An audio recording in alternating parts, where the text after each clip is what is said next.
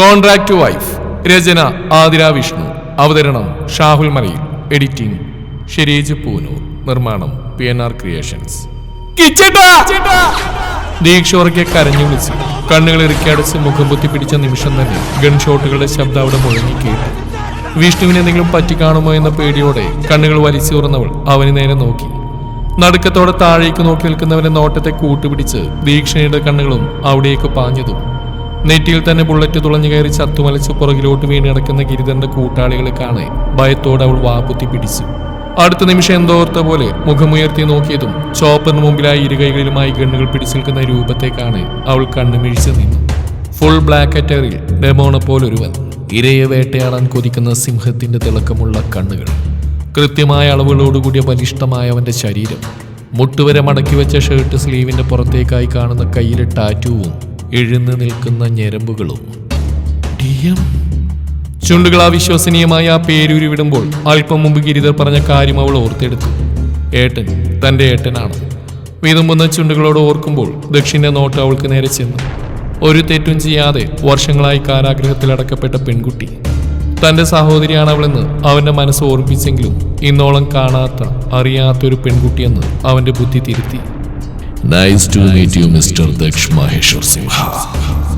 നീ വരുമെന്ന് എനിക്ക് അറിയാമായിരുന്നു. വല്ലാത്തൊരഹന്തയോടെ ഗിരിധരന്റെ ശബ്ദം ഉയർന്നു കേട്ടതും ദക്ഷ അടക്കമുള്ള എല്ലാവരുടെയും നോട്ടം അയാളിൽ എത്തി നിന്നു. ദക്ഷിനെ കണ്ണുകൾ കൊണ്ട് അളക്കുകയാണ് അയാൾ. വർഷങ്ങൾക്ക് മുമ്പേ മരിച്ചുപോയ തന്റെ അച്ഛൻ നരസിംഹൻ മുന്നിൽ വന്ന് നിൽക്കുന്ന പോലെ, രൂപത്തിലും ഭാവത്തിലും, എന്തിന് ബോഡി ചെറുതായി ഒന്ന് സ്ട്രെച്ച് ചെയ്യുന്ന രീതിയിൽ പോലും സാമ്യം. അവനെ ഉറ്റുനോയിക്കൊണ്ട് തന്നെ അയാൾ മുന്നോട്ട് നടന്നു. കുറച്ചു വർഷങ്ങൾ കൊണ്ട് വലിയൊരു സാമ്രാജ്യം കെട്ടിപ്പടുത്ത് രാജാവായി അതിന്റെ തലപ്പത്തിരിക്കുന്നവൻ. നീ എന്റെ ഏട്ടന്റെ മകനാണെന്ന് പറയാം, വൈകുണ്ഠത്തിലെ ചോരയാണെന്ന് പറയാം. എനിക്ക് അഭിമാനം തോന്നിയേനെ. നിന്റെ പേരിൽ, നിന്റെ കഴിവിൽ ഞാനും അഹങ്കരിച്ചേനെ. പക്ഷേ നിന്റെ തള്ള മിഥിലാപുരിയിലെ ജാനകിയായിപ്പോയി. പല്ലുകടിച്ച അമർഷത്തോടെയുള്ള അയാളുടെ പറച്ചിലിൽ ഗൗരവത്തോടെ ദക്ഷ അയാളെ നോക്കി. മിഥിലാപുരി കത്തിച്ച് ചുടലപ്പറമ്പാക്കിയതുപോലെ നിന്റെ തള്ളയെയും അവിടെ ഇട്ട് കത്തിക്കണമെന്നായിരുന്നു എന്റെ ആഗ്രഹം. പക്ഷേ നടന്നില്ല. അതിനു മുമ്പേ നിനക്ക് ജന്മം തന്ന് അവൾ അങ്ങ് പോയി. എന്റെ പകയും പ്രതികാരവും ഇനിയും ബാക്കി. പക്ഷേ അത് ഞാനിവിടെ അവസാനിപ്പിക്കാൻ പോവുകയാ. നീയും നിന്റെ പെങ്ങളും എരിഞ്ഞു തീരും. അത്രയും പറഞ്ഞ അയാൾ ഉറക്കെ വിളിച്ചതും കയ്യിൽ മൂർച്ചയുള്ള വാളുമായി സിംബ അടക്കമുള്ളവർ ദക്ഷിണ നേരെ പാഞ്ഞു. മുസ്തഫയും സേവിയും അവർ അടുത്തേക്ക് എത്തും മുമ്പേ ഫയർ ചെയ്ത് തുടങ്ങിയെങ്കിലും ദക്ഷ ഗണ്ണ അരയിൽ വെച്ച് അടുത്തേക്ക് പാഞ്ഞു വന്നു വാൾ വീശുന്നവനിൽ നിന്ന് സമർത്ഥമായി ഒഴിഞ്ഞു മാറിക്കൊണ്ട് അയാളുടെ വാൾ പിടിച്ച കൈ പുറകിലേക്ക് വളച്ചൊടിച്ചു. ദക്ഷിന്റെ ആ പിടിയിൽ എല്ലുകൾ നുറുങ്ങി ആത്ത് കരയുന്നവന്റെ വായിലേക്ക് ഗൺ വെച്ച് ദക്ഷ വെടിയുതിർത്തു. ചത്തുമലച്ചയാൾ മുന്നിലേക്ക് വീണു. ഗിരിധറൊന്ന് നടുങ്ങിപ്പോയി. ദീക്ഷയും വിറച്ചുപോയി. അവനും പുറകെ വന്നവന്റെ നെഞ്ചിലേക്ക് ആഞ്ഞു ചവിട്ടി. അയാളുടെ കയ്യിൽ നിന്ന് തെറിച്ചു വീണ കത്തി കൈക്കലാക്കി ദക്ഷ അയാളുടെ കണ്ണിലേക്ക് തന്നെ കുത്തി ഇറക്കി. ഉറക്കെയുള്ള അയാളുടെ അലർച്ചയോടെ മുഴങ്ങി കേട്ടു. അടുത്ത നിമിഷം പുറകിൽ നിന്നേറ്റ ചവിട്ടി തെറിച്ചു വീഴാനാഞ്ഞ ദക്ഷ കൈകുത്തി ബാലൻസ് ചെയ്ത് ആദ്യം ചത്തവന്റെ കണ്ണിൽ കുത്തിയ കത്തി വലിച്ചൂരി പുറകിൽ നിൽക്കുന്നവന്റെ ഹൃദയത്തിൽ തന്നെ തുളച്ച് കയറ്റി. കത്തിയിലെ പിടിയയക്കാതെ കൈവച്ച് ഹൃദയത്തിനുള്ളിലൂടെ തന്നെ ഒന്ന് കറക്കിയെടുത്തതും അലറിക്കരഞ്ഞുകൊണ്ട് അയാൾ നിലംപതിച്ചു. ദീക്ഷ കാഴ്ച കാണാനാവാതെ മുഖം പൊത്തിപ്പിടിച്ചു പോയി. അത്രമേൽ ക്രൂരമായി, കൈകൾ വിറക്കാതെ അറക്കാതെ ജീവൻ എടുക്കുന്നവൻ. ഇതൊക്കെ കണ്ടിട്ട് മോടി അടുത്തവന്റെ കഴുത്തിൽ പിടിച്ചോടിച്ച് ദക്ഷ അവന്റെ തൊണ്ടയിലേക്ക് കത്തി കുത്തിയിറക്കി. പിടച്ചിലൊന്നുമില്ലാതെ അവനും ചത്തു വീണു. സേവിയും മുസ്തഫയും വിഷ്ണു അടുത്തേക്ക് വരുന്നവർ ഇടിച്ചിട്ടും ഷൂട്ട് ചെയ്തും തിരിച്ചൊരു പഞ്ചെങ്കിലും വായിച്ച് മുന്നേറുമ്പോൾ ഏറ്റവും ക്രൂരമായി മനുഷ്യനെ കൊല്ലുന്നത് അവനായിരുന്നു. കയ്യിൽ ഗൺവെച്ചിട്ടും മറുകൈയാൽ അടിച്ചിട്ട് കണ്ണിലും തലയിലും താടിയിലും മാത്രം ഫയർ ചെയ്തു. കണ്ടു നിന്നവരെ പോലും കൊല്ലാതെ കൊല്ലുന്ന പോലെ. ദീക്ഷയുടെ രക്തം കൊണ്ട് നനയാനിരുന്ന ഭൂമി അവിടെയുള്ള രാക്ഷസന്മാരുടെ ചോര കൊണ്ട് കുതിർന്നു. ഏറെ നേരത്തിനൊടുവിൽ എതിരെ വന്നവരിൽ സിംബയൊഴിച്ച് ബാക്കിയുള്ളവരെല്ലാം ചത്തുമലച്ചതും ഗിരിധരന്റെ കണ്ണിൽ ഭയം ഇരച്ചു കയറി.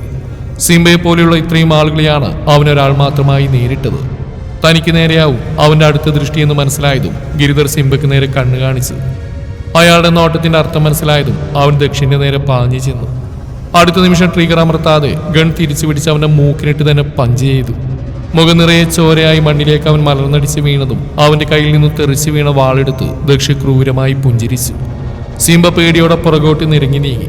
ഒടുക്കം ദീക്ഷയുടെ കാൽ ചുവട്ടിലായി അവൻ എത്തി നിന്നു. വല്ലാത്തൊരു നടുക്കത്തോടെ ദീക്ഷ ദക്ഷിണെ നോക്കി. തന്നിലേക്ക് ഗൗരവത്തോടെ നോക്കിയ മിഴികൾ വീണ്ടും സിംബയിലേക്ക് തന്നെ പാളുമ്പോൾ വന്യമായി തിളങ്ങുന്നവൾ കണ്ടു. അടുത്ത നിമിഷം അവളെ ഞെട്ടിച്ചുകൊണ്ട് സിംബയുടെ വലതു കൈ അവൻ അറുത്തു മാറ്റി. അത്രമേൽ ക്രൂരമായ കാഴ്ച കണ്ടു നിന്ന ദീക്ഷക്ക് ഉറക്കെ കരയാൻ തോന്നിയെങ്കിലും 5 വർഷത്തോളം താൻ അനുഭവിച്ചു തീർത്ത അപമാനം ദേഹത്ത് തൊട്ടിട്ടില്ലെങ്കിൽ പോലും ഈ നികൃഷ്ട ജീവിയുടെ വൈകൃതങ്ങൾക്ക് അറപ്പോടെ സാക്ഷ്യം വഹിക്കേണ്ടി വന്നത്. ആ നിമിഷം ഭയവും സങ്കടങ്ങളും മറന്ന് ദീക്ഷ ആ കാഴ്ച കണ്ടു നിന്നു. അവളുടെ മുഖത്തേക്ക് ഉറ്റുനോയിക്കൊണ്ട് തന്നെ ദക്ഷ അവന്റെ അടുത്ത കൈയും വെട്ടിമാറ്റി. ഓരോ തവണ അലറി വിളിക്കുന്നവന്റെ ശബ്ദം അവൾക്ക് ഉറക്കെ ചിരിക്കാൻ തോന്നിപ്പോയി. കണ്ണുകൾ നിർവൃതിയോടെ തന്റെ ഏറ്റവും നേർക്ക് പാഞ്ഞതും അടുത്ത നിമിഷം സിംബയുടെ കാലിനടിയിലേക്ക് ദക്ഷ വാള് തുളച്ചിറക്കിയിരുന്നു. അത്രമേൽ ക്രൂരമായ മരണം കണ്ടുനിന്ന ഓരോരുത്തരും വിറച്ചു. അന്നോളം അവിടെ വെട്ടിനുറുക്കപ്പെട്ട 100 കണക്കിന് പെൺകുട്ടികളുടെ ആത്മാക്കളുടെ ആഹ്ലാദം ഒരു മഴയായി ഭൂമിയിലേക്ക് ഇറ്റുവീണ് തുടങ്ങി. പിടച്ചിലോടെ സിംബയുടെ ജീവൻ അവിടെ തീർന്നു. ദക്ഷിന്റെ നോട്ടം വീണ്ടും മുന്നോട്ട് പോയി. പൂജയും കർമ്മങ്ങളും ചെയ്ത് എണ്ണമില്ലാത്തത്രയും പെൺകുട്ടികളെ ചെന്നായ്ക്കൾക്ക് ഭോഗിക്കാൻ വലിച്ചെറിഞ്ഞു കൊടുത്തവൻ, അതിലൂടെ സൗഭാഗ്യങ്ങൾ തേടിയെത്തുമെന്ന് പ്രചരിപ്പിച്ചവൻ.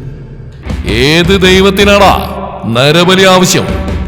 മുഴങ്ങുന്ന പോലെയുള്ള അവന്റെ ചോദ്യം ഗിരിധർ പേടിയോടെ ചുറ്റും നോക്കി. കൂടി നിന്ന ജനങ്ങളൊക്കെയും പലായനം ചെയ്തു പോയിട്ടുണ്ട്. ആ മഹാവിഷ്ണുവിന്റെ പേരും പറഞ്ഞ് നീ കാണിച്ചു കൂട്ടിയ നെറികേടുകൾക്ക് ഇന്ന് അവസാനമായി മഹേശ്വർ ഒരു ബലി നടത്താൻ പോവുകയാണ് ഗിരിധർ. സിംബയുടെ ജനേന്ദ്രത്തിൽ കുത്തിയിറക്കിയ വാൾ വലിച്ചൂരിയെടുത്തുകൊണ്ട് ദക്ഷ അയാൾക്ക് നേരെ ചൂട് വെച്ചു. പേടിയോടെ തിരിഞ്ഞോടാൻ തുടങ്ങിയ അയാള് വിഷ്ണുവും സേവയും ചേർന്ന് പിടിച്ചു. ദീക്ഷയെ ദ്രോഹിച്ച ദേഷ്യം, സ്വന്തം അച്ഛനെയും അമ്മയും കൊന്നൊടുക്കിയ പക എല്ലാം ഉള്ളിൽ കിടന്ന് പുകഞ്ഞു കത്തിയതും വിഷ്ണു അയാളെ ക്രൂരമായി മർദ്ദിച്ചു. അവനായി ആ നിമിഷം വിട്ടുകൊടുത്ത് ദക്ഷും ആ കാഴ്ച കണ്ടു നിന്നു. ഏറെ നേരം ഒരു പഴന്തുണിക്കെട്ട് പോലെ നിലത്തേക്ക് അയാൾ വീഴുന്നവരെ വിഷ്ണു അയാളെ തള്ളി ചതച്ചു. ഒടുക്കം വലിച്ചിഴച്ച് ബലിപീഠത്തിന് മുകളിലേക്ക് എടുത്തെറിഞ്ഞ് വിഷ്ണു ദക്ഷിണ നോക്കി. മഴ പെയ്ത് തോർന്നിരുന്നു. എല്ലാവരും നനഞ്ഞു കുളിച്ചിരുന്നു. ദക്ഷിന്റെ നോട്ടം ദീക്ഷയിലേക്ക് നീളുന്നു കണ്ടതും അതിനർത്ഥം മനസ്സിലായതുപോലെ വിഷ്ണു അവനെ നോക്കി തലയനക്കിക്കൊണ്ട് അവൾക്കടുത്തേക്ക് ചെന്നു. ഈ ചേട്ടാ കരഞ്ഞുകൊണ്ട് അവൾ അവന്റെ നെഞ്ചോട് ചേർന്നു. വിഷ്ണുവിന്റെ കണ്ണുകളും നിറഞ്ഞു. അവളെ ചേർത്ത് പിടിച്ചുകൊണ്ട് തന്നെ വിഷ്ണു ദക്ഷിണ അത്രമേൽ നന്ദിയോടെ നോക്കി. അവനില്ലായിരുന്നെങ്കിൽ ഇന്ന് ഈ നിമിഷം തന്നെ പെണ്ണിന്റെ അവസ്ഥ.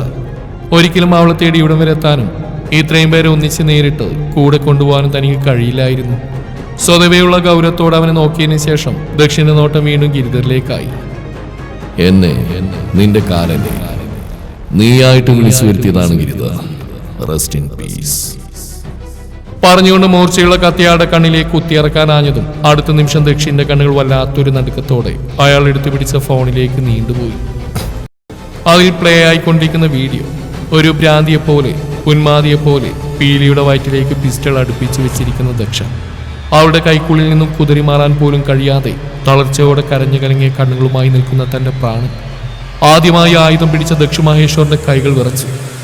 ഏതാനും നിമിഷങ്ങൾക്ക് മുമ്പ് DM മാൻഷൻ വന്നത് വീരസിംഹ മന്നാടിയാറായതുകൊണ്ട് തന്നെ ഗാർഡ്സ് അവരെ മാൻഷനകത്തേക്ക് കടത്തിവിട്ടു. മുത്തച്ഛന്റെ മുഖത്ത് നിറഞ്ഞ സന്തോഷവും സമാധാനവുമാണെങ്കിൽ വസിഷ്ഠയുടെ മുഖത്ത് എന്തിനോ അസ്വസ്ഥത നിറഞ്ഞു. ഒപ്പം വല്ലാത്തൊരു ഭയവും. കൊല്ലാൻ വന്നിരിക്കുന്ന ഗർഭിണിയായ ഒരു പെണ്ണിനെയാണോ? എല്ലാത്തിലും ഉപരി ദക്ഷ മഹേശ്വർ സിംഹ എന്ന അനിമലിന്റെ ജീവനായവളെ എന്തു പകയുടെ പേരിലാണെങ്കിൽ പോലും ഇറങ്ങി തിരിച്ചൊരു സൂയിസൈഡ് പ്ലാനിന് പുറകെയാണ്. അതേ പേടിയോടെ തന്നെ അവൻ ലിഫ്റ്റ് ഇറങ്ങി നേരത്തെ ഒരു പുഞ്ചിരിയോടെ മറ്റൊരു പെണ്ണിനൊപ്പം നടന്നു വരുന്ന പീലിയെ നോക്കി. പനിനീർപ്പൂവ് പോലൊരു പെണ്ണ്. അവളുടെ സഹനവും പ്രാണനും സ്നേഹവും കരുതലും ഒക്കെയാണ് വെറി പിടിച്ചൊരു മൃഗത്തിനെ ഗ്രസ്തനാക്കി മാറ്റിയത്. പക്ഷെ എന്തൊക്കെയായാലും സിംഹമെന്നും സിംഹം തന്നെയാണ്. ഇണയെ നഷ്ടപ്പെട്ടു പോയാൽ അവൻ ഈ ലോകം തന്നെ നശിപ്പിക്കും. ഏതു മഹേശ്വരനും സ്വയം നഷ്ടപ്പെട്ട് ഭ്രാന്തനായി പോകുന്നത് അവന്റെ പാതിയെ നഷ്ടപ്പെടുമ്പോഴാണ്. മുത്തശ്ശ സ്നേഹത്തോടെ വിളിച്ചുകൊണ്ട് അടുത്തേക്ക് വരുന്നവൾ മന്നാടിയാരുടെ മനസ്സ് നിറച്ചു. ഇത്ര സ്നേഹത്തോടെ ആരും തന്നെ വിളിച്ചിട്ടില്ല. സുഖല്ലേ മോൾക്ക്? 6 മാസത്തിന്റെ വലിപ്പമെത്തി അവളുടെ ഉദരത്തിലേക്ക് നോക്കി വാത്സല്യത്തോടെയാണ് അദ്ദേഹത്തിന്റെ ചോദ്യം. സുഖം. മുത്തശ്ശനോ? അങ്ങനെ പോകുന്നു കുട്ടി. അല്ല, മഹി എവിടെ? ഓഫീസിലാണോ? അവൾക്കൊപ്പം ദക്ഷിണെ കാണാൻ വന്നു മുത്തശ്ശൻ സംശയത്തോടെ ചോദിച്ചു. മറുപടിയായി എന്തു പറയണമെന്നറിയാതെ പീലി ഗായുവിനെ നോക്കി. ദീക്ഷയുടെ കാര്യമൊന്നും അദ്ദേഹത്തിന് അറിയില്ലല്ലോ. മഹിയേട്ട് എവിടെ ഇല്ല മുത്തശ്ശ, എന്തോ ആവശ്യത്തിന് പുറത്തേക്ക് പോയതാ. ആണോ? അത് കഷ്ടായല്ലോ മോളെ. സേവി അവനൊപ്പം പോയതാണോ? മുത്തശ്ശൻ ഗായുവിനെ നോക്കി. അവൾ അതേന്ന് തലയനക്കിയതും അദ്ദേഹത്തിന്റെ നോട്ടം ദക്ഷയിലേക്കായി. ഞങ്ങളിപ്പോ വന്നത് ഞാൻ പറയാം മുത്തശ്ശ. മുത്തശ്ശൻ പറഞ്ഞു തുടങ്ങിയതും ദക്ഷ അവർക്ക് അടുത്തേക്ക് വന്നു. പീലിയും ഗായവും സംശയത്തോടെ അവരുടെ മുഖത്തേക്ക് നോക്കി. രണ്ടുപേരുടെ മുഖത്തും വലിയ തെളിച്ചമൊന്നുമില്ല. എനിക്കറിയാം പീലിക്ക് എന്നോട് ദേഷ്യമായിരിക്കുന്നു. സോറി, അന്ന് അങ്ങനെയൊക്കെ വേണമെന്ന് വെച്ചാൽ പറഞ്ഞല്ല. അപ്പോഴത്തെ എൻ്റെ ദേഷ്യം, വാശി, ദക്ഷിനോടുള്ള പക എല്ലാം കാരണം ഭ്രാന്ത് പിടിച്ച് പോയതാണ്. അങ്ങനെ ഭ്രാന്ത് പിടിക്കാൻ മാത്രം എൻ്റെ മഹിയായിട്ട് നിങ്ങളോട് ചെയ്ത തെറ്റെന്താ ചേച്ചി? ആരെയും അങ്ങോട്ട് നിന്ന് ദ്രോഹിക്കുന്ന ആളല്ല അദ്ദേഹം. ചെറുപ്പം മുതൽ പ്രത്യേകിച്ച് കാരണങ്ങളൊന്നുമില്ലാതെ നിങ്ങൾ നിങ്ങളുടെ വല്യമ്മയും മുത്തശ്ശിയൊക്കെയാണ് മഹിയേട്ടനെ ഉപദ്രവിക്കുന്നത്. എല്ലാം ശരിയാണ് പീലി, പക്ഷെ ദക്ഷ അവൻ്റെ അമ്മയും കാരണം എനിക്ക് എൻ്റെ അമ്മയെ നഷ്ടമായതെന്ന ചിന്ത. അതാണ് എന്നെ കൊണ്ട് ഇങ്ങനെയൊക്കെ ചെയ്യിച്ച്. ആയിരിക്കാം, പക്ഷെ നിങ്ങളുടെ അമ്മ മരിക്കാൻ കാരണം അവിടെ തന്നെ എടുത്തയാട്ടം കൊണ്ടല്ലേ?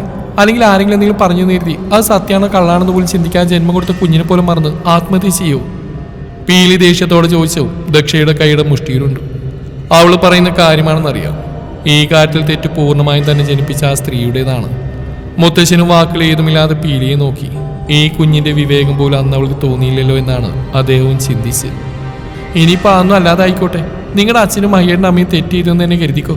അപ്പോഴൊരു തെറ്റ് ചെയ്യാത്തൊരു കുഞ്ഞിനെ വേദനിപ്പിക്കാൻ കൂട്ടുന്നതിന് എന്ത് ന്യായീകരണ ഉള്ളത്? അന്ന് നിങ്ങൾ ചെറിയ കുട്ടിയായിരിക്കും. മുതിർന്നവർ പറഞ്ഞു പഠിപ്പിച്ച പാടിയതും ആവും. പക്ഷെ ഇത്രയും പ്രായത്തിനിപ്പുറം മഹിയേട്ടനോട് നിങ്ങൾ കാണിക്കുന്ന ദേഷ്യം, അതെനിക്ക് എന്തർത്ഥമുള്ളത്? പീലി ദേഷ്യത്തോടെ തന്നെ പറഞ്ഞു നിർത്തി. സത്യങ്ങളൊക്കെ അറിഞ്ഞപ്പോൾ തൊട്ട് എന്തെങ്കിലും ഒരിക്കലും ഇവിടെ നേരിട്ട് കണ്ടാൽ ചോദിക്കണമെന്ന് കരുതി മനസ്സിൽ കുറിച്ചിട്ട കാര്യമാണ്. പീലിയെ തന്നെ നോക്കി നിന്ന വസിഷ്ഠയ്ക്ക് വല്ലാത്തൊരു അത്ഭുതം തോന്നിപ്പോയി.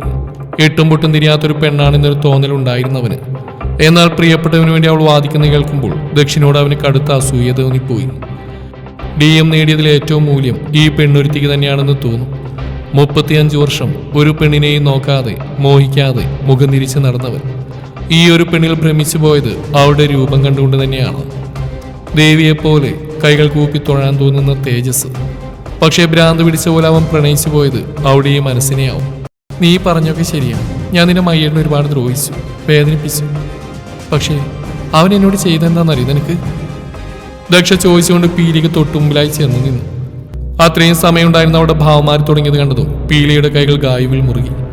അവരെ തന്നെ ഉറ്റുനോക്കിക്കൊണ്ടുന്ന ഗാർഡ്സിലൊരാൾ ഗണ്ണയും ചെയ്യാൻ ആഞ്ഞ അതേ നിമിഷം ദക്ഷ പീലിയുടെ കയ്യിൽ പിടിച്ചു വലിച്ചു. കയ്യിൽ കരുതിയ കത്തിയെടുത്ത് അവിടെ കഴുത്തിന് നേരെ വെച്ചു. എന്താണെന്ന് ബാക്കിയുള്ളവർക്ക് മനസ്സിലാകുന്നതിന് മുമ്പ് എല്ലാം കഴിഞ്ഞു. പീലി ഗായവും മുത്തശ്ശനും ഉറക്കി വിളിച്ച് അടുത്തേക്ക് പാഞ്ഞതും അടുത്ത നിമിഷം ഗാർഡ്സെല്ലാം ദക്ഷയുടെ നേരെ ഗണ്ണയും ചെയ്തു. വേണ്ട, അടുത്തേക്ക് വന്നാൽ മുന്നും പിന്നും നോക്കില്ല, ഞാൻ കുത്തി കീറാൻ പോകുന്ന ആദ്യം ഇവിടെയായിരിക്കും. പീലിയുടെ കഴുത്തിൽ കൈവച്ച് അവളുടെ വയറിലേക്ക് കത്തി ഏർത്ത് പിടിച്ചുകൊണ്ട് അവൾ അലറിയതും മുന്നോട്ട് വരാൻ തുടങ്ങിയ ഗാർഡ്സിനെ നോക്കി പീലി അരുതെന്ന് തലയാട്ടി. എല്ലാവരും ഒരു നിമിഷം ഒന്ന് പതറിപ്പോയി. അവളെ ഒന്നും ചെയ്യല്ലേ! ഗായു കരഞ്ഞുകൊണ്ട് അടുത്തേക്ക് വരാൻ തുനിഞ്ഞതും വസിഷ്ഠ അവളെ പിടിച്ചു വെച്ചു. ദച്ചു, നീ ഇതെന്ത് ഭ്രാന്തായി കാണിക്കുന്നത്? പീലിമോളെ വിടാൻ! മുത്തശ്ശൻ ദേഷ്യവും ഭയവും കലർന്ന ഭാഗത്തിൽ വിളിച്ചു പറഞ്ഞെങ്കിലും ദക്ഷ അദ്ദേഹത്തെ പുച്ഛത്തോടെ നോക്കി. മോളോ? ഇത്രയും സ്നേഹത്തോട് വിളിക്കാൻ ഇവള് നിങ്ങളുടെ ആരാ മുത്തശ്ശ? ഏതോ ഒരുത്തിക്ക് വഴിവഴച്ചുണ്ടായവന്റെ ഭാര്യ, നിങ്ങളുടെ സ്വന്തം മോന്റെ ജീവിതം തകർത്തോടെ മകന്റെ ഭാര്യ. എന്നിട്ടും ചോരയേക്കാൾ കൂറ് നിങ്ങൾക്ക് അവനോടും അവന്റെ ഭാര്യയോടും. ദക്ഷ ദേഷ്യത്തോടെ ചോദിച്ചുകൊണ്ട് പീലിയുടെ മുടിയിൽ കുത്തിപ്പിടിച്ചതും വേദനയോടെ പീലി അവരുടെ കയ്യിൽ പിടിച്ചു. അപ്പോഴേക്കും വസിഷ്ഠയുടെ ആളുകൾ തോക്കും പിടിച്ച് മാൻഷനകത്തേക്ക് ഇടിച്ചു കയറിയിരുന്നു. ഗായും പീലിയും വല്ലാതെ പേടിച്ചു പോയി. ഡ്രോപ്പ് യുവർ ഗൺസ്, ഇല്ലെങ്കിൽ കൂടുതൽ ചിന്തിക്കാൻ നിൽക്കില്ല. ദക്ഷ ഗാർഡ്സിനോടെ അലറിക്കൊണ്ട് പറഞ്ഞതും പീലിയുടെ ജീവൻ വെച്ച് റിസ്ക് എടുക്കാൻ വയ്യാത്തതുകൊണ്ട് അവരെല്ലാം ഗൺ താഴെ വെച്ചു. ആ നിമിഷം തന്നെ വസിഷ്ഠയുടെ ഗാർഡ്സിന്റെ ഗൺ അവിടെയെല്ലാം തലക്ക് നേരെയും പോയിന്റ് ചെയ്യപ്പെട്ടു. എല്ലാം കണ്ട് പകച്ചിൽക്കുന്ന മുത്തശ്ശനെയും വെറുതെ വിട്ടില്ല. അദ്ദേഹത്തിന്റെ തലയിലേക്കും ഗണ്ണെയും ചെയ്തു വെച്ചു. എല്ലാവരും ട്രാപ്പിലായെന്ന് ഉറപ്പുവരുത്തിയ ശേഷം ദക്ഷയുടെ മുഖത്ത് ക്രൂരമായൊരു പുഞ്ചിരി വിരിഞ്ഞു. ഇനി നമുക്ക് കുറച്ചു നേരം സംസാരിച്ചിരിക്കാം മിസ്സിസ് ദക്ഷ് മഹേശ്വർ സിംഹ. പീലിയുടെ മുടിയിൽ നിന്നും കൈയെടുക്കാതെ ദക്ഷ അവരുടെ മുഖം തനിക്ക് നേരെയാക്കി. വേദന കൊണ്ട് പീലിയുടെ കണ്ണുകൾ ചുവന്ന് കലങ്ങിയിരുന്നു. അപ്പോഴും ഒരു കൈ കൊണ്ട് വയറിൽ പൊതിഞ്ഞു പിടിച്ചിരുന്നു. കുറച്ചു മുമ്പ് നീ എന്തൊക്കെയാ പറഞ്ഞു? അവനുണ്ടെന്ന ധൈര്യത്തിലല്ലേ നീ എനിക്ക് നേരെ നിന്ന്? എനിക്ക് ഈ ഭൂമിയിൽ ഏറ്റവും വെറുപ്പുള്ളത് അവനോടാണടി. അവനെ സ്നേഹിക്കുന്നത് നിന്നോട് അടങ്ങാത്ത പകയും. വെറി പിടിച്ച പോലെ ദക്ഷ പീലിയെ നോക്കി. നിങ്ങൾക്ക് ശരിക്കും ഭ്രാന്ത. അത് നിങ്ങളുടെ ജീവിതം നശിപ്പിച്ചു. ഇപ്പൊ ജീവനും എന്നെ കൊന്നിട്ട് പോലും ജീവനോട് രക്ഷപ്പെടുവാൻ കഴിയും തോന്നുന്നുണ്ടോ? ഇനി പോയാലും ഈ ലോകത്തിന്റെ ഏത് കോണിൽ ചെന്ന് വിളിച്ചാലും തേടി പിടിച്ച് കൊന്നുകളയും. പീലി ഉറപ്പോടെ പറഞ്ഞെത്തിയതും ദക്ഷ പകയോടെ അവളുടെ കയ്യിലേക്ക് ആ കത്തി കുത്തിയിറക്കി. രക്തം തെറിച്ചു. അവളെ ഒന്നും ചെയ്യല്ലേ! ഗായു മുത്തശ്ശൻ കരഞ്ഞു പറഞ്ഞെങ്കിലും ദക്ഷ ക്രൂരമായി ചിരിച്ചു. കുത്തിയ കത്തി വലിച്ചൂരിയെടുത്തവും പീലി കരഞ്ഞു. അവനെ നീ എത്ര സ്നേഹിക്കുന്നു അത്രയും ഞാൻ നിന്നെ ഇതുപോലെ വേദനിപ്പിക്കും. പീലി, അവനെ പ്രണയിച്ചതിനും അവന്റെ കുഞ്ഞിനെ വയറ്റിൽ ചുമന്നതിനും അതിൽ കുറഞ്ഞൊരു ശിക്ഷ നിനക്കില്ല. എന്തിനാ ഇത്രയും പുക? പീലയുടെ ശബ്ദമിടറി. വൈദ്യനാഥൻ. ദക്ഷയുടെ ശബ്ദമിറച്ചു. വൈദ്യോ? അവന് വേണ്ടി നീ എന്തിനാ? മുത്തശ്ശന്റെ കണ്ണിൽ പകപ്പ് നിറഞ്ഞു. പീലിയും കായും അതേ ഞെക്കിലൂടെ അവൾ നോക്കുന്നുണ്ട്. ദക്ഷയുടെ കണ്ണിൽ വേദന നിറഞ്ഞു. തുടരും ഈ കഥയുടെ ബാക്കി ഭാഗം നാളെ ഇതേ സമയം.